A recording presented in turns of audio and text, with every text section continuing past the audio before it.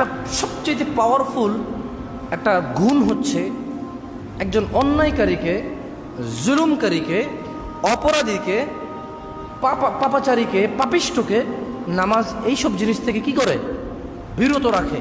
নামাজ ওকে হেল্প করে, ওর মাইন্ড, ওর হৃদয়টাকে মডিফাইড করে। ওকে নামাজ অনেক ক্ষেত্রে সাহায্য করে, ওর মাইন্ডটাকে সেট করে দেয় যে এটা করা যাবে না, আমি একজন নামাজি মানুষ, বা আমাকে ভালো হওয়া লাগবে।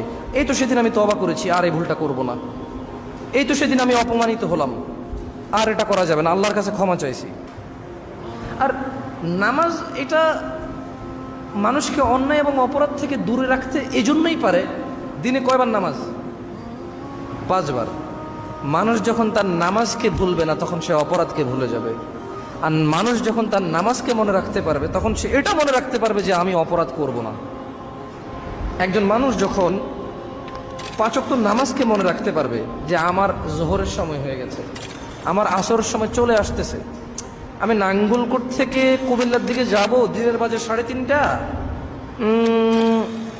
লাকসাম নেমে গেলাম 4টা বাজে, এই রে বাসটা চলে যাচ্ছে। চিন্তা করবে সে 4:20 হচ্ছে জামাত, বাসে উঠলে আমার জামাত শেষ, 20 মিনিট পরে উঠবো। যখন নামাজ তার নামাজিকে নামাজ মনে রাখতে সাহায্য করে, তখন নামাজ ওই অপরাধীকে তার অপরাধ মনে রাখতে সাহায্য করে, যেটা অপরাধ, এটা অন্যায়, এটা করা যাবে না। এইভাবে নামাজ হেল্প করতে পারে। একজন মানুষ যখন দিনে 5 বার নামাজকে মনে রাখতে পারে, তখন সে তার সমস্ত কর্মকাণ্ডই কি মনে রাখতে পারে, আশা করা যায়। এজন্যই নামাজ অত্যন্ত গুরুত্বপূর্ণ একটি স্তম্ভ ইসলামের।